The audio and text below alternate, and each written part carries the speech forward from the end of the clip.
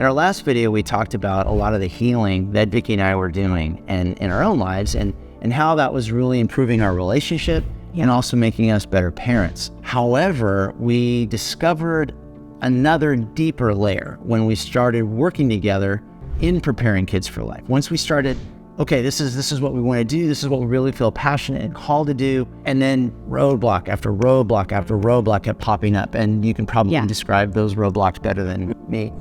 Yeah, it was like we had definitely reached another layer, another layer. And I remember one day being in the office, it was like everything that we would try to communicate, we were just very defensive with each other. There was a lot of criticalness. It was just a lot of pressure. Yeah. And it was ironic because what we were trying to do is create a program that would help parents. Right. And we felt like we can't even do this. We're the world's biggest hypocrites because we can't even have like a civil conversation with each other, while we're working and like, let's help parents, and then here we are struggling with all of this stuff. And it was just, we got to do something. I mean, it was hard because I said, I don't think we can do this. I really don't think we can work together. Yeah. And I remember coming out and we sat right here. Yeah. We sat right here. I came out and sat, and he came out and he said, what do you think it is? And there was just so much humility in that. There really was. There was so much humility in that. And I remember just being like, I feel like I'm up against this wall that I can only get so far in, and you're just keeping me at arm's length. And we sat here and we talked and we prayed, and God really revealed deep wounds, obviously in both of us, but definitely there was wounds for him of not feeling good enough and all that kind of came out with this defensiveness. And we didn't know that God was working behind the scenes in such a huge way, And we were talking about the root, going to the root of these walls that he was having and I was coming up against. And it was roots of abandonment, roots of rejection, these roots, right? Well, unbeknown to us that Landry had gotten Dan. Our daughter. Yeah, our daughter Landry had really wanted to get him ancestry for his birthday, like months before, long time before. Yeah. And up until that point, we had talked about him trying to find his birth mom, but it was always something that he kind of felt like, no, you don't really want to go through that rejection again. You kind of did that. And so he had done it because she got it for him. And she was like, Dad, I think this would be really cool.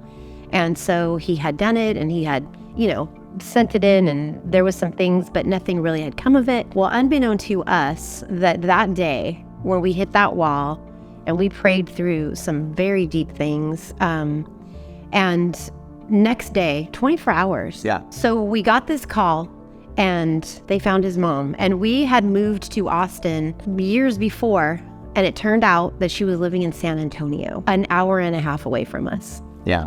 Amazing. And I remember we were sitting in there and we got the call and we were like, wait, what? He was about to turn 50 and your mom was about to turn 70 that year.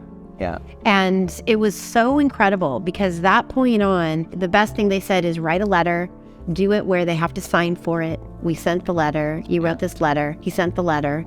And then he said, contact me if you want. So it turned out that she called.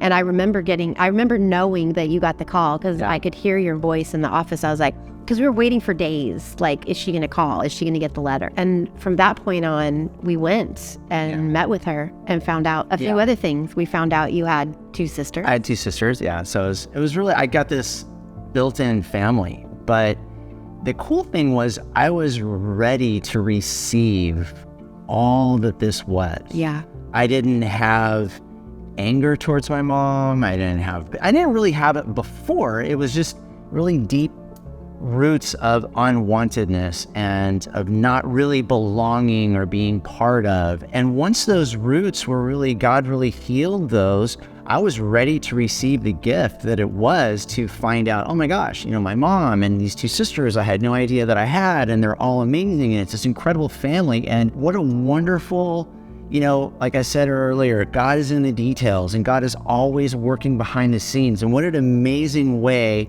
for him to just pull all of this off. And it was such a major, major encouragement to me, and such a healing experience, really. It really was. And it was so evident that God did not heal Dan of these roots of abandonment by finding his birth mom. Yeah. God healed Dan.